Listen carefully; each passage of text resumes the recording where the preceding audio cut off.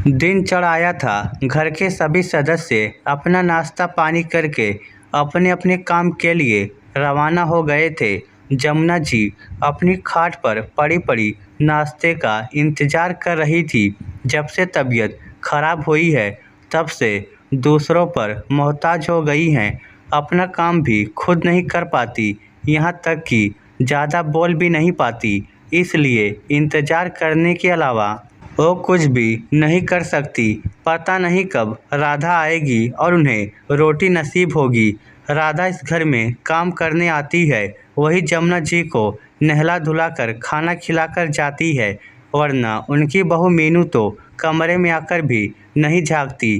तभी दरवाजे की घंटी बजी। उन्हें लगा कि राधा आ गई, लेकिन तभी उनके कमरे में उनकी बेटी सुनीता आ गई। अपनी माँ को देखते ही बोली, अरे माँ, कैसी हो तुम? ये क्या, अभी तक नहाई धोई भी नहीं तुम? लगता है राधा अभी तक नहीं आई। जमुना जी ने इशारे से उसकी बात पर सहमति जताई और उसे अपने पास बुलाया।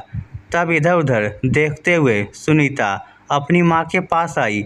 बोलो माँ, कुछ चाहिए? जमुना जी ने इशारे से खाने के लिए कहा। इशारे को समझते ही सुनीता को गुस्सा बहुत आया। घर में भाभी मौजूद है, लेकिन माँ अभी तक भूखी है, जबकि बीमारी में उन्हें दवा और खाना सही टाइम पर चाहिए होता है, तभी तो जल्दी ठीक होगी। वही जमुना जी के पास बैठे बैठे जोर से अपनी भाभी को आवाज़ लगाई, भाभी, ओ भाभी, ज़रा इधर तो आना।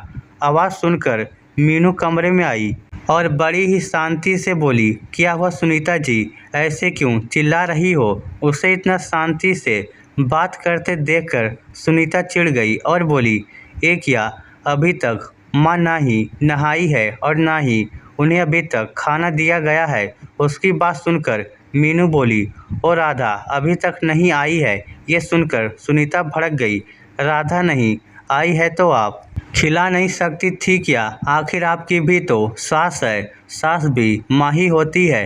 अच्छा, कब से और मैं मुफ्त की रोटी खाने वाली, इन्हें रोटी कैसे खिला सकती हूँ? मीनू ने मुस्कुराहट के साथ सुनीता को कहा तो सुनीता झेप गई, पर मीनू ने कोई बहस करना ठीक नहीं समझा और सिर्फ इतना ही कहा, आपकी माँ है तो चिल्लाने की जगह आप कर दीजिए। रही बात खाना खिलाने की, तो रसोई घर कहाँ है, कौन सा सामान कहाँ रखा है वो भी आपको पता है। मेरी ज़रूरत कहाँ है? कहकर मीनू चुपचाप अपने कमरे में चली गई। सुनीता खुद ही उठी और चुपचाप रसोई में से अपनी माँ के लिए पहले खाना लेकर आई और उन्हें खाना खिलाने लगी। इधर मीनू अपने कमरे में आ गई। कमरे में आने के बाद उसे याद हो आया वो दिन जब वो नीरज की पत्नी बनकर इस घर में आई थी।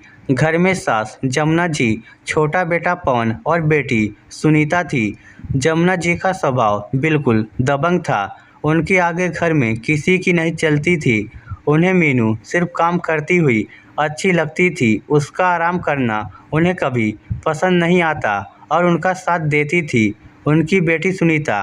उसे बड़ा मज़ा आता था अपनी माँ से अपनी भाभी को डांट पड़वाने में, बात बात पर ताने सुनवाने में। अगर मीनू कभी गलती से कह भी देती कि वह थक गई तो उसे सुनने को मिल जाता कि तुम्हें घर में कोई मुफ्त की रोटी तोड़ने के लिए थोड़ी न लाए हैं, चुपचाप से काम करो। शादी के 1 साल बाद वह एक बेटी परी की माँ भी बन गई, पर फिर भी दोनों माँ बेटी के स्वभाव में कोई फर्क नहीं पड़ा। अभी भी वह लोग मीनू से पूरा काम करवाते, चाहे उसकी बच्ची भूख से रो ही क्यों ना रही हो, पर उन्हें पहले काम चाहिए होता। लेकिन मीनू की ज़िंदगी उस समय पूरी तरह से बदल गई जब उसके देवर पवन की शादी पक्की हुई।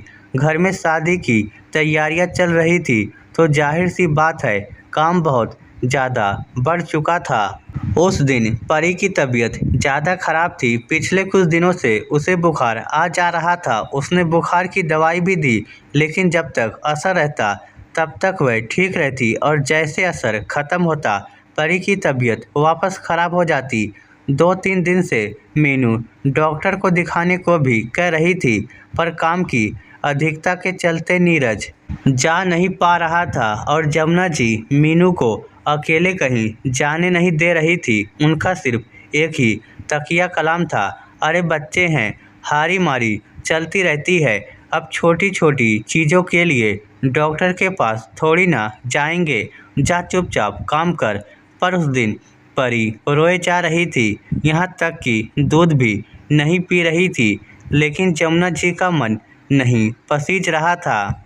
मीनू से गोद में लेकर दूध पिलाने की कोशिश कर रही थी तो जमुना जी ने डांट दिया, अरे घर में शादी का काम है और तू बार बार बच्चे को लेकर बैठ जाती है। जा फटाफट खाना बना, बहुत भूख लगी है। दूसरे काम भी निपटाने हैं। थोड़ी देर बच्ची को रो भी लेने दिया करो ताकि उसके हाथ पैर चले। आखिर मीनू को परी को छोड़कर रसोई में जाना पड़ा। बीच में एक दो बार कमरे में आने की कोशिश भी की पर सुनीता अपनी माँ को भड़का देती और उसे डांट पड़ जाती। 2 घंटे बाद मीनू अपना रसोई का काम निपटा कर फटाफट कमरे में गई तो देखा कि नन्ही सी परी रो रो कर थक हार कर खुद ही सो गई थी।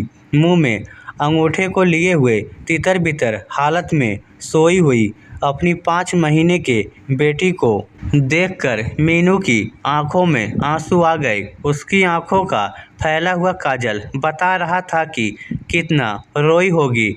लेकिन घर में आखिर सुनने वाला कौन था।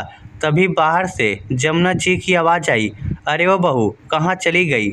जरा जल्दी से चाय तो बना कर ले आ, अभी तो खाना खाया है, अब फिर से चाय। मीनू ने मन ही मन सोचा, पर इस बार उसका मन नहीं माना। आखिर अपनी बेटी को ऐसे कैसे छोड़ सकती थी। उसने सोचा कि मैं भी इसे दूध पिला कर ही जाऊंगी, आज चाहे माँ जी 10 बात ही क्यों न सुनाए। वो परी के पास जाने लगी तो सुनीता कमरे में आ गई।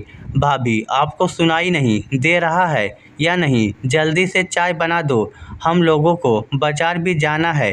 तो मीनू ने उससे कहा, सुनीता जी आज चाय आप बना लीजिए, मैं अभी परी को दूध पिलाऊंगी। मीनू का जवाब सुनकर सुनीता जमुना जी को आवाज़ लगाते बोली, माँ भाभी चाय बनाने से मना कर रही हैं। सुनकर जमुना जी गुस्से में कमरे में आ गई और बोली, क्यों रे, तेरी इतनी हिम्मत की तुम काम करने से मना करे? तुझे इस घर में मुफ्त के रोटी तोड़ने के लिए लाए हैं क्या? जाकर चुपचाप से चाय बना। लेकिन मीनू वहाँ से हटी तक नहीं और जाकर परी के पास बैठ गई। जमुना जी फिर बोली, हाय राम, देखो तो इसकी हिम्मत, मेरी बात को अनसुना कर रही है। अरे थोड़ी देर दूध नहीं पियाएगी तो मर नहीं जाएगी तेरी बेटी? सुनकर मीनू के तन बदन में आग भी लग गई। आखिर जोर से चिल्लाते हुए बोली, बस माँ जी, बहुत बोल दिया आपने। अगर इतना ही है तो अपनी बेटी से चाय बनवा कर पी लीजिए। खुद तो खा पी कर के बैठे हैं, पर मेरी बच्ची तो भूखी है, मैं उसे और भूखा नहीं रखूँगी, कह दिया बस। इससे पहले जमुना जी कुछ कहती, मीनू ने परी को गोद में लेने के लिए उठाया। लेकिन ये क्या, परी तो कोई हलचल ही नहीं दिखा रही थी। उसने 2-3 बार परी को हिलाया डुलाया भी, लेकिन परी के शरीर में हलचल नजर नहीं आ रही थी। मीनू जोर से चिल्लाई। उसकी आवाज़ सुनकर जमुना जी और सुनीता भी घबरा गई। दोनों बुद्ध बनी खड़ी रह गई, पर उनसे कुछ करते ना बना। मीनू अपनी बच्ची को गोद में उठाए बदहवासी घर के बाहर की तरफ दौड़ी और पड़ोसियों की मदद से परी को लेकर हॉस्पिटल पहुंची। वहां पता चला कि परी को निमोनिया हो गया है और उसकी हालत क्रिटिकल है। धड़कनें भी काफ़ी कम रह गई है। डॉक्टर्स भी परी को बचाने की कोशिश में लग गए, लेकिन जब तक नीरज और पवन हॉस्पिटल पहुंचे तब तक परी ने दम तोड़ दिया। उस दिन का सदमा ऐसा बैठा कि आज मीनू पूरी तरह से बदल गई। लेकिन इसके बाद वो 2 और बच्चों की मां बनी। लेकिन अपनी उस 5 महीने की मासूम बच्ची का दम तोड़ना वो आज तक नहीं भूली। आज मीनू पूरी तरह से बदल चुकी है। परी की मौत के लिए उसने आज तक जमुना जी और सुनीता को माफ़ नहीं किया। उस हादसे के बाद जमुना जी पवन के साथ ही रहने लगी थी, लेकिन उनकी आदतों के चलते उसकी पत्नी ने उनकी सेवा करने से साफ मना कर दिया। आखिर थक हार कर जमुना जी को नीरज के पास ही आना पड़ा। नीरज अब अपने बेटे होने का फर्ज तो निभा रहा था, लेकिन वो भी अपनी बच्ची की मौत को नहीं भूला था। इसलिए दोनों पति पत्नी जमुना जी के कमरे में नहीं आते, बल्कि उनकी सेवा के लिए राधा को रख लिया। आखिर करने का फल जीते जी ही मिलता है, ये बात जमुना जी भी समझ चुकी हैं। इसलिए वह भी अब ज़्यादा कुछ कह नहीं सकती। इस स्टोरी को लेकर आपकी क्या राय है, नीचे कमेंट करके हमें ज़रूर बताइएगा। धन्यवाद।